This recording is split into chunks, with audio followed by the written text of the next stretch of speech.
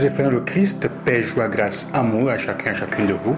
De la part de Dieu notre Père et au nom de notre Seigneur Jésus-Christ, en ce vendredi de la première semaine du temps de Pâques. La première lecture qui continue à nous faire raconter l'histoire des débuts de l'évangélisation et surtout des difficultés que les premiers apôtres rencontrent. Aujourd'hui, nous continuons avec l'histoire de Pierre et de Jean et d'autres apôtres qui ont été arrêtés. Ils sont arrêtés de nouveau et portés devant le tribunal. Et cette fois, il y a l'attitude de Gamaliel. Nous savons que Gamaliel est le maître de Paul. Paul dira après qu'il a étudié à l'école de Gamaliel, le pharisien. Donc c'est un homme, c'est un grand pharisien, c'est un grand enseignant de ce temps. Et en voyant ce qui est en train de se passer, il invite les gens à la prudence. C'est la première chose que nous pouvons tirer de la parole de Dieu d'aujourd'hui, la prudence. Il leur dit, méfiez-vous de ce que vous êtes en train de faire avec ces hommes. Vous les avez arrêtés. Ils avaient libérés. Ils ont continué à faire ce qu'ils sont en train de faire. Vous avez mis en prison, ils ont été libérés de manière miraculeuse. Vous continuez à vouloir vous opposer à eux. Et il leur dit, méfiez-vous, faites attention. Apprenez à lire les choses. Faites attention à ne pas vous mettre à bagarrer contre Dieu. Ces hommes, beaucoup de gens sont nés, se sont levés, ont commencé à annoncer, à dire qu'ils étaient envoyés par Dieu. Ça n'a pas duré et ils ont disparu. Mais ces gens-ci sont en train de continuer. Et si c'est une chose qui vient de Dieu, ça va continuer. Mais c'est une chose qui vient des hommes, elle va s'arrêter.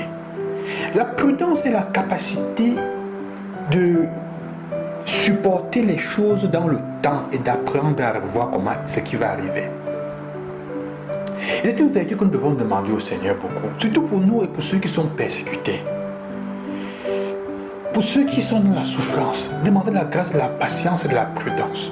Mais pour ceux aussi qui sont appelés à gouverner, à diriger, à prendre des décisions, la prudence est fondamentale. Surtout quand vous vous rendez compte qu'il y a des gens autour de vous qui continuent à insister dans une certaine ligne malgré le fait que vous les menacez.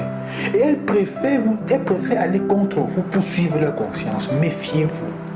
Parfois vous risquez de vous battre contre Dieu, même quand ce sont vos enfants.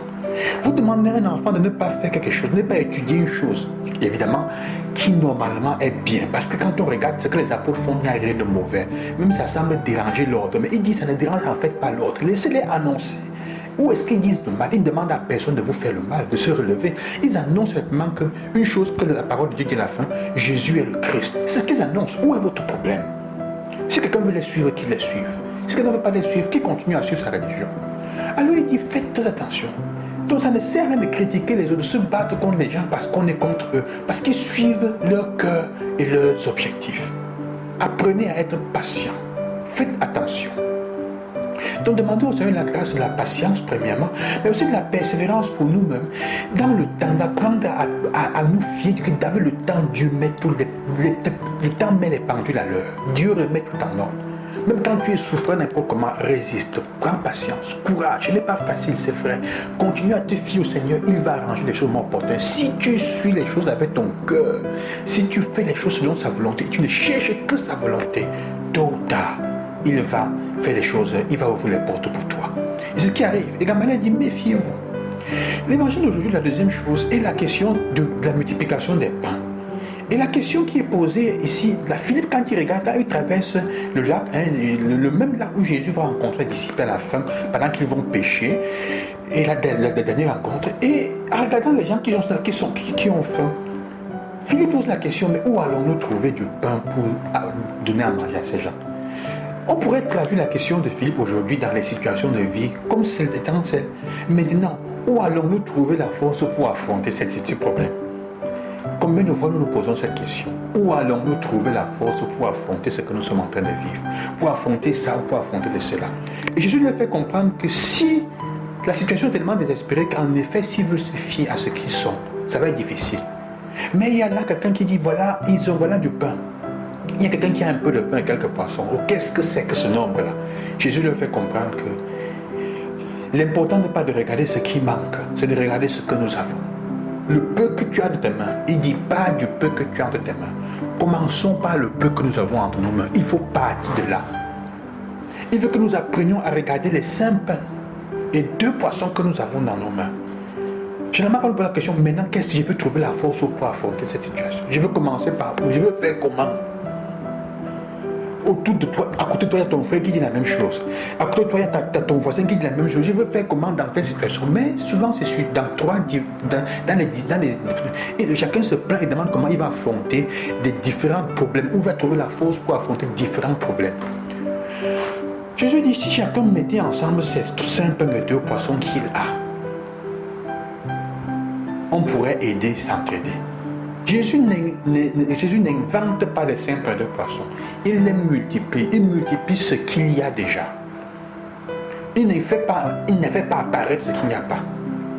Dieu nous montre qu'il part toujours de ce que nous avons. Si tu passes ta vie à regarder ce qui te manque, oh, je vais prendre la force, ou au lieu de regarder qu'est-ce que j'ai en même comme capacité pour pouvoir, je peux partir de quoi, je peux me baser sur quoi pour commencer à me battre. Dieu va faire le reste. Mais souvent, il faut qu'il passe par ceux qui sont autour de la multiplication. Dit que le garçon a mis ses pains, mais probablement d'autres ont mis les leurs. Si on prenait la peine dans les familles, au lieu de nous diviser dans la jalousie d'être les uns accrochés aux autres, et on commençait à se mettre ensemble pour se soutenir les uns les autres dans différents domaines où les gens n'ont pas la force, on multiplierait beaucoup de pain et de poissons pour se sortir de la famine et de l'envie de manger et pour évoluer ensemble. Jésus nous montre le chemin. Quand tu pleures, je veux prendre la force pour affronter ça. Il y a quelqu'un à côté de toi qui a la force pour affronter. Si la personne à côté de toi qui a la force pour affronter se dit, je vais t'aider à affronter. Demain, c'est toi qui vas dire à l'autre, comme tu es en train de pleurer, si tu n'as pas la force, c'est moi qui vais t'aider à affronter ça. Si tu es à côté, tu n'as pas l'argent pour construire la maison, mais tu as la terre et l'eau, et quelqu'un de ton voisin a les briques, et au lieu de te regarder et se moquer de toi, il vient te dire, je vais te donner un peu d'eau, commençons ensemble, j'appelle mes enfants, on commence à faire les briques, et l'autre fait le maçon pour construire.